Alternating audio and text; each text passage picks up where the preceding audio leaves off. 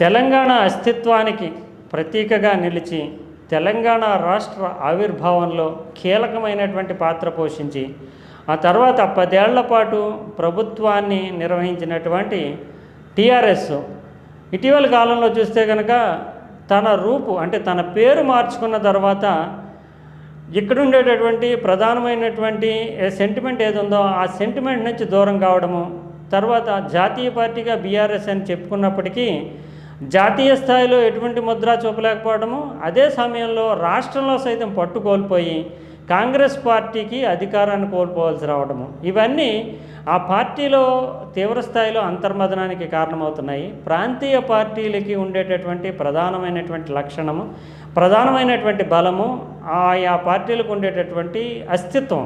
అంటే ఇవి మన పార్టీలు, ఇవి మన ప్రాంతానికి చెందినవి, మన జాతి ప్రయోజనాలు, మన రాష్ట్ర ప్రయోజనాలను పరిరక్షిస్తాయి.